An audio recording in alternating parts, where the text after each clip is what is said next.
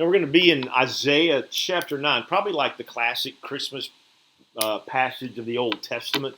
So we're going to be there today. I want to kind of take a little detour to get us there, though, and just to remind us of some things. But so we started this a couple of years ago. I guess we started doing Advent. Tammy, like she had said earlier, Tammy had been doing Advent for a lot of years, where she would just kind of do these things. And at one time, we had the little cardboard things where you would open windows and whatever was going on there. I don't know. I was too busy, because I should have been paying attention. But about 2 years ago, I think we started just kind of going through the Advent. And so let me just kind of remind you of what this is, what Advent season is. It was started about the 4th century, about 300 AD, just to remind ourselves of what a season of Christmas was about. And so Advent is simply a Latin word, which means arrival. And so it is from the Greek word parousia, which means the same thing. So we use parousia today in Thessalonians, where it speaks of a rapture, but really it speaks of an arrival. That's what that term is. It is an arrival. And so there is a twofold part of that. There's a first coming arrival, and then there's going to be a second arrival. The Jews in Jesus' day had confused that and didn't really know, because he was somewhat of a mystery. That's how the scriptures would speak of it. They just knew he was coming. Well, the fact that he was coming and then going, that's why Peter and all those others are like, nah, Lord, this ain't happening. That makes no sense to us. And where are you going? I mean, I thought we're going with you. And he's like, no, you can't. I'm going to go prepare a place. I'm coming back. That was kind of the first aspect of things, where they realized it was going to be this coming, and then another coming. And so Advent is centered around hope, which we looked at last week, right? They were hope-filled that he would come the first time, and he did. And now you and me are hope-filled that he will arrive yet again, right? And so today we look at peace. They were hopeful that he would bring peace, right? Even the Psalms pray for the peace of Israel, right? That's that thing. We love that. Well, now we're praying for that same peace to come and deal with what's going on around here. And so then we're going to look at joy, and we're going to look at love. Now we are having a Christmas service on Christmas Eve morning, so nothing's going to change here on Sundays all the way through, right? We're going to be here January, whatever that is, 31st. We're going to have church here. We're going to have church December the 23rd. We're going to have it in the morning. So our morning services we're going to have them. Just so you know, we're not going anywhere. We're not doing it online only. We're just going to walk through all this together. So looking forward to it. Now, so we think of that silent night. And so today I want to talk about peace. And it's a powerful, powerful concept. So if we just slow down long enough and kind of think through it, I just got some thoughts I want us to think through. I mentioned earlier, we sing that song Silent Night, but there's probably anything other than that. Now, not a lot of people knew what was going on.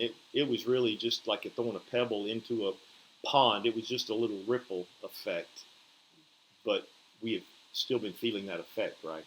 It is that butterfly effect. Something that happened 2,000 years ago still affects us today. This is what's going on. But in that day, it didn't. In that day, Mary and Joseph were just trying to get to their little town, because they were of the line of David, and they just knew that she was pregnant, and there was a census by God's decree, convinced Caesar to usher in a census so that everybody had travel. So here's this woman, great with child, and she's coming in. And if she would have come into that town, it would have been up on the hillside, what's called the Herodian. It was a palace. It was the temple where Herod resigned. Herod didn't know what was coming. Now, he did a little later when the wise men stopped by, but that was not the next day of the birth. That was several months after his birth. But they made their way and said, hey, we understand the child was born, and it created a panic in Herod then. But that night, he probably was asleep, not knowing anything.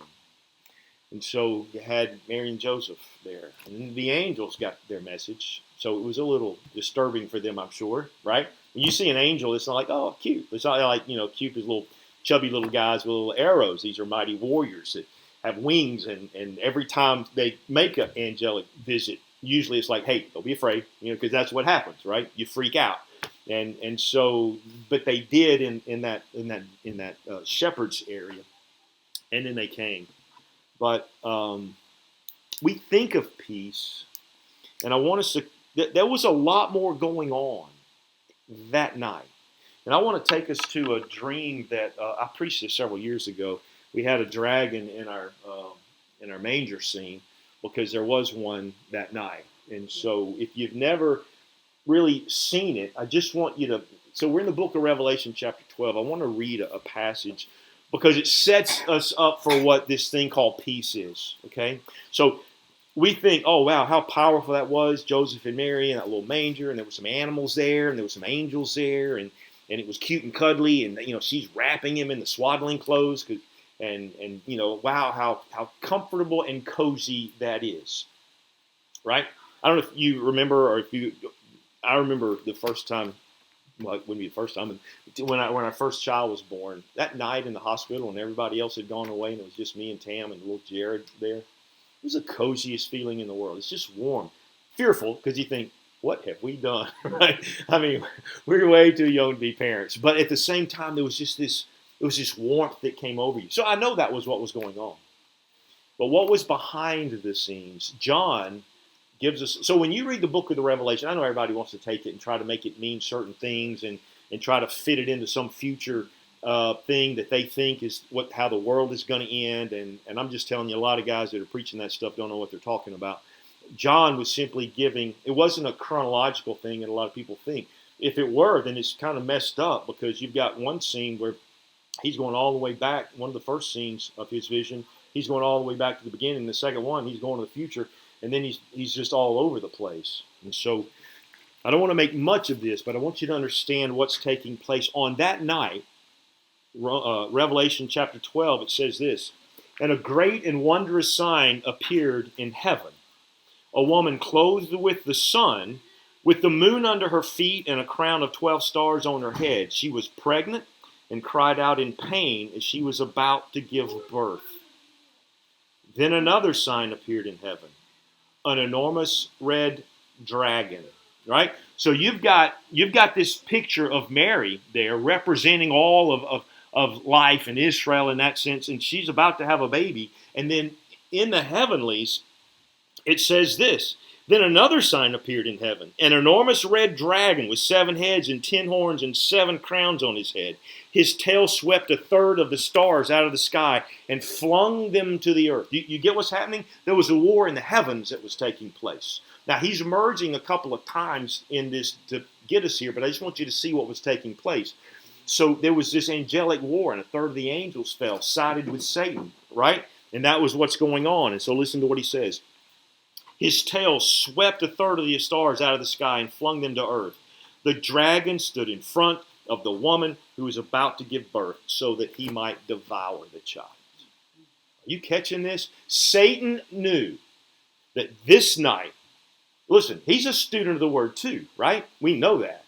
And so he knew, he had calculated, he had figured things out, knew that it was somewhere and something was happening. And so John is seeing a vision of a woman who represents all of us having this child, and then he sees what was taking place years before, and then it all's coming together. So he's given us context, and so there's a woman about to give birth, and there's Satan himself, this red dragon, trying to destroy Jesus, because he knows if he comes, it's his end. That's why as soon as he does come, and he does get to talk to him, he tries to tempt him. I can give you this, and I can give you that, all the way through, right? He's tried to thwart this whole thing. In the flood, that was what the Nephilim were for, to try and destroy this whole mankind thing. And so there's this powerful thing that's taking place. And it says, the dragon stood in front of the woman who was about to give birth so that he might devour her child. The moment it was born, she gave birth to a son, a male child, listen to this, who will rule all the nations with an iron scepter. And her child was snatched up to God and to his throne. The woman fled into a desert to a place prepared for her by God, where they might be taken care of for 1,260 days. Do you know what he's speaking of there? You know what happened when Herod found out who was living in the Herodian, and the wise men come and they go, hey, there's a child, and he knows that he hears king and child, and he's a paranoid, narcissistic-minded individual. Says, well, I'd like to celebrate this child too. You think that's what he wanted? He wanted to kill the child. He wanted no competition. So what did God do? Sent them over to Egypt. Remember when in the story when Jesus fled to Egypt? Why did he do that? Well, but it tells us right here. Because he was sparing what Satan was seeking to do.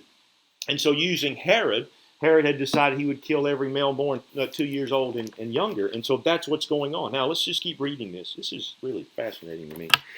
And there was war in heaven.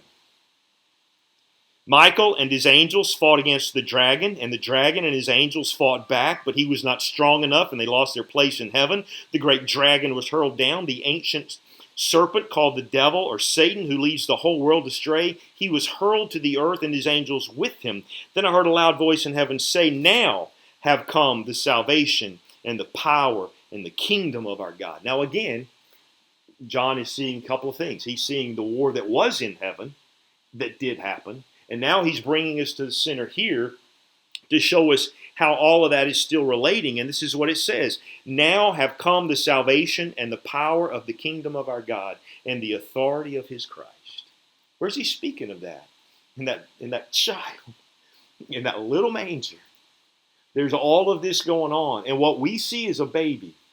But what John is being privileged to see is the Christ, not the Christ child, but the power and the kingdom of our God and the authority of his Christ. For the accuser of our brothers, that's that serpent, that's that dragon, that's the one that's trying to steal Christ and destroy us, who accuses them before our God day and night, has been hurled down. They overcame him by the blood of the Lamb and by the word of their testimony. They did not love their lives so much so as to shrink from death. Therefore rejoice, you heavens, and you who dwell in them. But woe in the earth and the sea, because the devil has gone down to you. He is filled with fury, because he knows that his time is short. Man, you get the mixed metaphors of what's going on here, and the timeline is kind of all over the place. You know what he's saying right here? He missed destroying Jesus. So now he's coming after you and me. That's what he does. That's who these martyrs are going. They didn't shrink back. They didn't care. They knew they had something better, right? This is what that means. And how do they overcome him? By their testimony, by the blood of the Lamb. See, though they're martyrs and they're in heaven and they're waiting to see their recompense for those who had done them wrong, and they're at peace. The testimony, he's greater than Satan, right? And the blood of the Lamb is what gave them life. And so they see that there. Now, I wasn't planning on preaching this, but man, this is good. Verse 13. When the dragon saw that he had been hurled to the earth, he pursued the woman who had given birth to the male child. The woman was given 2 wings of a great eagle so that she might fly to the place prepared to her in the desert, where she would be taken care of for times and a half time, out of the serpent's reach. Then from his mouth the serpent spewed water like a river to overtake the woman and sweep her away with a torrent. But the earth helped the woman by opening the mouth and swallowing the river that the dragon had spewed out of his mouth. Then the dragon was enraged at the woman and went off to make war against the rest of her offspring, those who obey God's commands and hold to the testimony of Jesus. And the dragon stood on the shore of the sea. It's a powerful picture, right? So, you and me have a target on our back by the enemy. And so, he's determined that we not have peace. But yet, Advent says we have peace. And so this is where our conversation leads us today, and this is where I want us to see it. We're just going to see it unfold relatively easy, really. Isaiah chapter 9, if you've got a Bible, that's where we're going to go. And it's a classic passage. It is one of the greatest passages to define who Jesus is of all the scriptures in the world. The metaphor is so powerful. Now, Jesus, we're going to read in a minute that Jesus, I'm going to give you 2 things. This is in advance, right? Peace on earth is not for everybody. I mean, it is, but not everybody has it. Peace on earth to whom God's favor rests. Don't let that little thing escape. A lot of times you don't hear that anymore, right? Peace on earth. It's on whom God's favor rests. So right now, God is opposed to sin, right? But he gives grace to the humble, right? He's wanting to wipe away our sin. And he wants there to be peace between me and him. Right now, I'm not. I mean, we weren't. Before Christ, we're not. I am an enemy of the cross. I am a child of Satan. I am on the side of the dragon. We're born that way. Does it make sense to you? We're born this way. And so God's wrath is being stored up. That's how Paul says it. And it's going to flow. And when it flows, it is what all of those Old Testament statements and all of it's going to roll down like a mighty judgment. And it will destroy everything in its path that has not hidden underneath the blood of Christ. But yet when you and me cry out to him, and we ask him to save us, because our situation is, I am a child of Satan until I'm a child of God. You got to see the world this way. If you don't know, if the world doesn't know the situation, they can't appreciate the solution. And I think it's important that that's why we have to be honest about the conversation. Nobody wants to talk about judgment. Nobody wants to talk about hell. Nobody wants to talk about that, right? We want to talk about God's peace and his love and his mercy. But he is as just as he is merciful, right? He is as wrathful as he is gracious. He is perfect in all of those things. And so only he could satisfy all of his attributes to get us to where we are. And when you cry out to God, the blood of his son constantly cleanses you from all sin. And the death angel, when he sees the blood over you, passes you by. So here's what that means. God's not at war with me. I'm not on that side anymore. I stepped over. I'm on his side, right? And so, I'm at peace with him. You understand? This is what peace is. This is the Advent. This is what we remind ourselves of. God will never not be at peace with me ever again. There's no sin that I can do today that will make him go, you crossed the line, Pardue. No, sir. Because he knew those sins when he offered me salvation by the blood of his son. And when I offered that, and I confessed my sins, he cleansed me from what? All my sins, right? Are you getting this? If you don't know this, you're going to struggle half your life wondering, am I saved? Am I not saved? Listen. He who began that good work will complete it. And he who saved you and redeemed you did so, and no man can snatch you out of his hand. This is what he says, right? And he says we are more than conquerors. So what can separate us from the love of God? Nothing. Can I sin one too many times and all of a sudden go, oh, sin, woo. Nope, that one broke me. Not going to happen. I'm at peace with him. Rather, he's at peace with me, right? This is why he came. This is why Christmas matters to us, because we weren't at peace with him. But his peace now has found. See, that's what that means. That you should personalize that. Peace on whom God's favor rests. Well, how did I get the favor of God? Because I cried out to him and I asked him, and he's a faithful God like that. And so he heard my cry. Are you hearing this? Yes. He heard my cry. And he snatched me out of that fire and that miry clay and that war-embedded place that I found myself in as a child of Satan. And he snatched me out of his hands. And he set my feet on solid ground. Glory and he called me his own. Yes. I'm a child of God. Right? This is good. This is good. Sorry, but this is good. So I just want you to understand that. Jesus didn't, he listen to what he said. In Luke, this is what he said. I did not come to bring peace. I came to bring division. That's how Luke records it. Matthew says, I came to bring a sword. Right? He said, I'm dividing. I'm dividing mom from dad, husband from wife, brother from sister, child from, I'm dividing. What does that mean?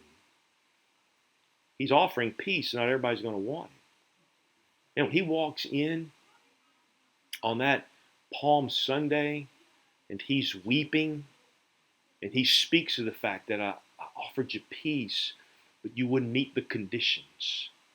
Read it. Read it for yourself. It doesn't say conditions, but that's the inference of what that is. That you wouldn't submit to me as King and Lord. So you don't have it. I offered it to. He's weeping when he says this. Do you catch this? The Christ child that is in that manger, when he gets to the week before the cross, he's weeping because he knew that when he came to earth, he is peace, right? He is our peace, right? Yes. As soon as even before he breathed the breath of this air as a man, as a baby, he was our peace. And now he's at the end of it. Oh man, how often I wanted to bring you in. I had peace, and you just wouldn't accept the terms. You want to attribute my works to Satan, right? You remember when he did that? They said, oh, you didn't do your works by God. You did it by Beelzebub, right? Just see the scriptures in total. Let's pick and choose. Let's just see how it unfolds for us. It's an incredible, grand story he tells in this sacred text that you and I are privileged to have. Okay, let's get on, because we're not going to get anywhere if I keep talking. Now we're in Isaiah chapter 9, and Isaiah is hearing the prophecy that the Christ child is going to come. This is the fulfilled. Listen, if there's nothing else that makes the fools out there think the scripture doesn't matter, you still can't tell me how a sacred text that we found, that is documented, you can call it a fable. You can say Isaiah was smoking pot. It don't matter. What he said that happened 400 years or more before it did, it happened. Amen. So you can go, whatever you want, put that in your pipe and smoke it as you will. I don't know why I'm on smoking right now, but I'm just saying, you ain't got a leg to stand on. You don't. You can go shout to the rooftop, this Bible doesn't mean anything and Jesus never happened. I'm just saying, go look at your calendar. Tell me what happened. Tell me why we have an 8, and don't change the stuff on us now. Tell me what happened in that calendar so that now we started over again from 2,000 years ago, because Christ came. We're going to look at that in a minute. Let's get to this text. For a child will be born to us. A son will be given to us. And the government will rest on his shoulders. Listen, in the midst of that battle that we're caught up in right now, he offers us, listen to who it is. And the government rests on his shoulders, and his name will be called Wonderful Counselor. Right? Crazy. Wonderful Counselor. Listen, is this not some of the most wonderful counsel you could ever hear in your life? Right? I'm telling you it is. It is the solution to every trouble that you have. Right here, within the pages of this book that I hold in my hand. And if somebody steals this book from me, I still know, because you wrote it on my heart. You can't hurt me. There's going to come a day. They're already perverting this. You realize that, right? Yeah. You start looking at some of the new translations that are coming out, and AI and all of that is rearranging these things. See, they're trying to mess with you. And so you're going to be hard pressed. I don't sound paranoid. I'm just saying that's why you should keep one of these. You can have it on your phone all day long. You know what's going to happen? It's going to start reading differently. Just watch what happens. You don't think that they're already doing that with the history? Have you not seen how they're already taking history and twisting it? You don't think they're going to take the scriptures and twist it? You don't think that's what Satan is? He's the father of lies, and that's all he's going to do?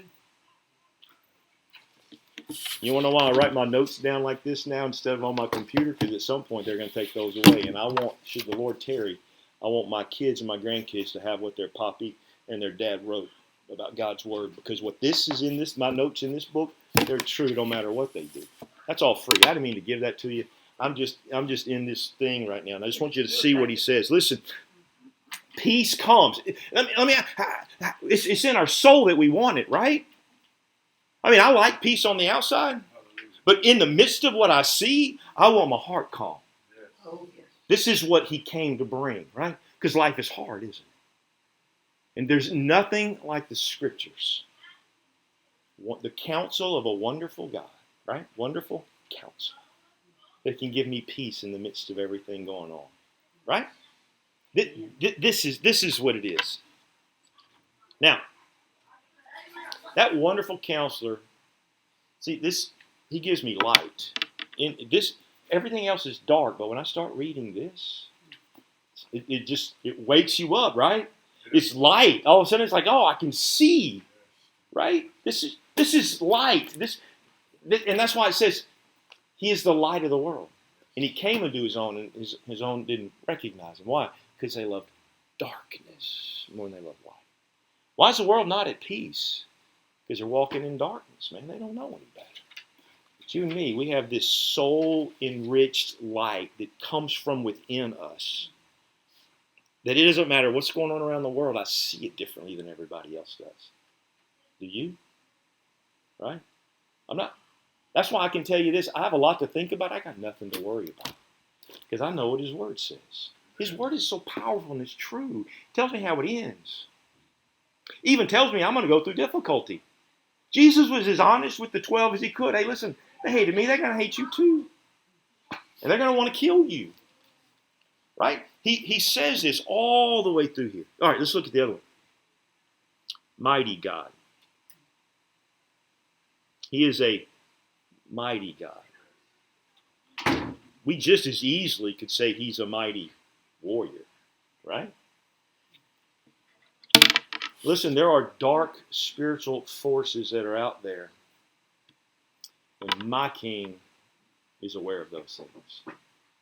My King goes before me, and my King hems me in, right? And my King encircles me, right? You know what it says? You know, the commander of the host encircles those who fear Him. There's a battle raging. I have no fear. It's amazing when you start reading stories of the martyrs and all of those things.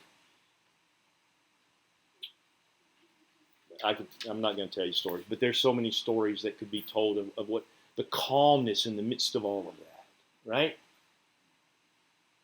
You look at so many of them. Latimer and Ridley, they always stand out to me. They were two men being tied together in the flames, and one of them says, "Hey, you don't need to tie my hands because I'm not going to run from the flames that carry me to my Savior." And he looks over at the other one and says, "Cheer up, Ridley, and play the man. For we shall light a fire in England that will never go out." Right? This is God's people. What can you do to them? They're at peace. They're at peace. This is who we serve.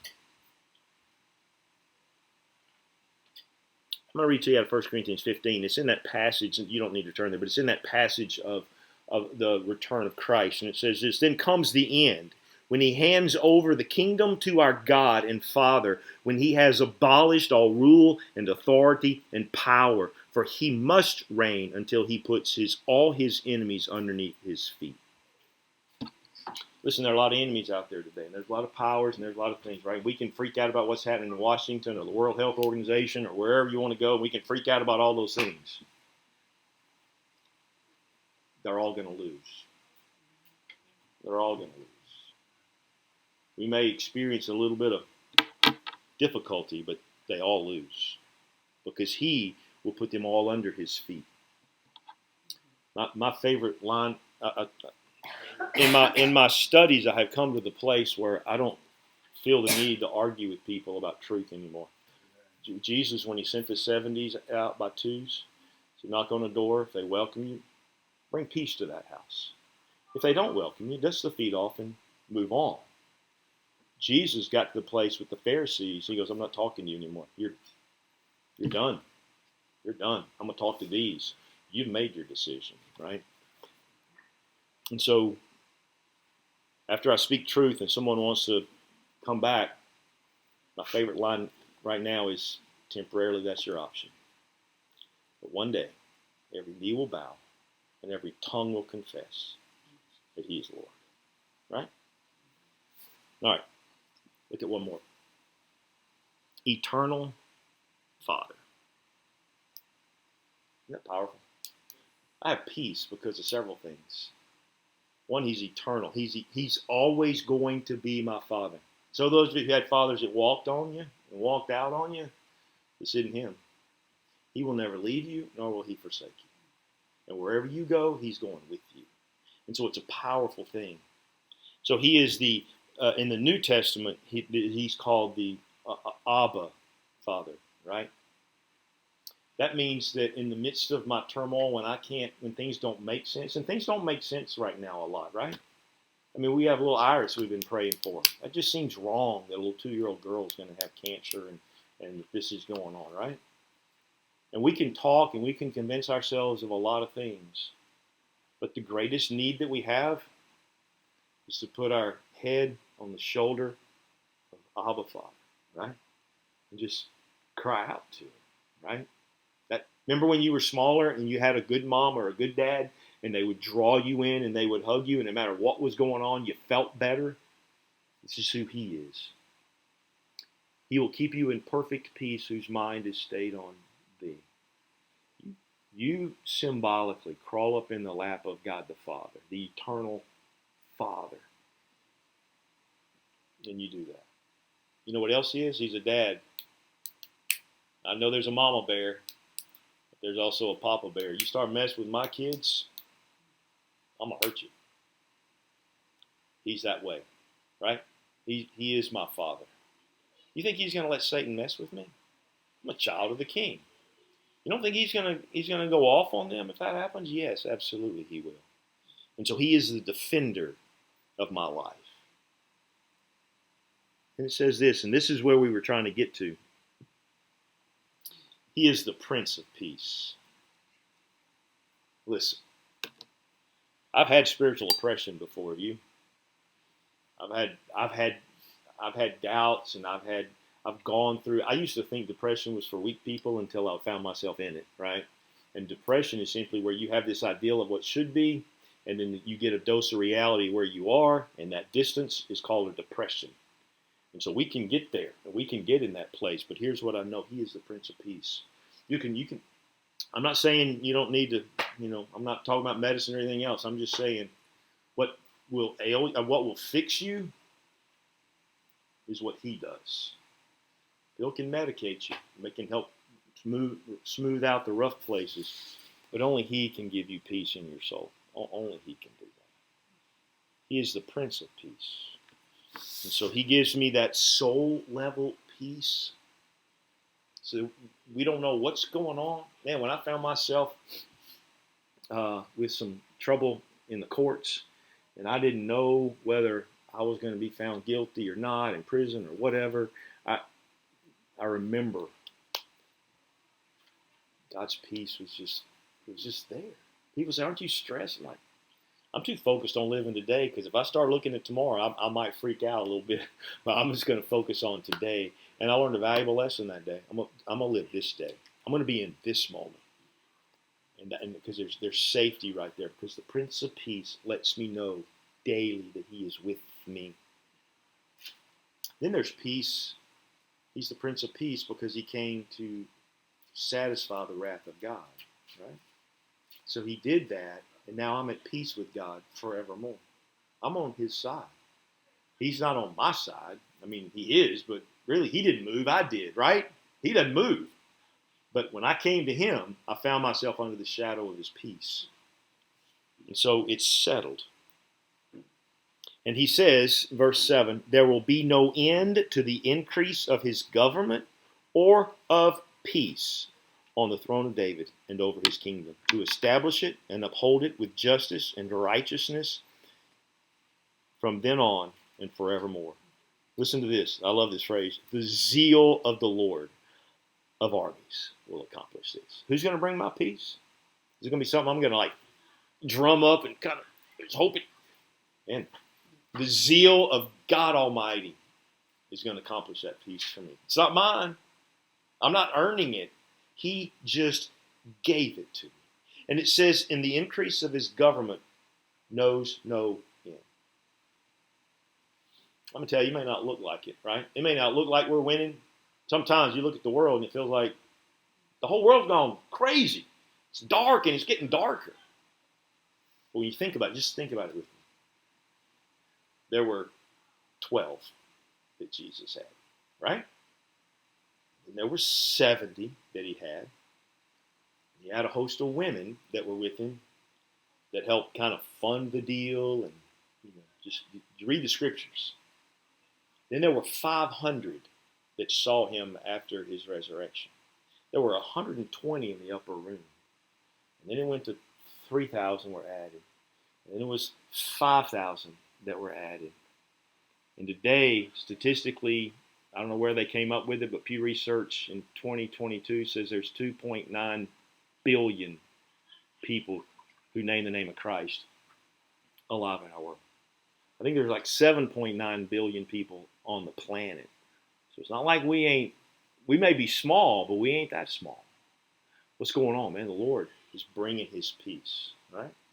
And I don't know what you pray for in your world, but I pray that almost every day, Tammy and I do, for our kids and for you, for your kids. I've been praying that a lot for Jameson Lee, my newest grandson, should he make it to the outside of that womb and to breathe some breath of life. I'm praying for the peace of him. I'm praying that he knows nothing but the love of Christ, that there's nothing that he hears that isn't outside, that isn't within the scope of Scriptures, and that he falls in love with Jesus before he even knows how to fall in love with anything else. Right? I want my grandsons to have peace. I want my granddaughters to have peace. I want you to have peace. Doesn't come from a pill. Doesn't come from who's got the mightiest political platform. It comes because the Prince of Peace has already come. And he's offered it. And so it's yours and it's mine. What a great thought for this Christmas season, right? Well, bless you guys.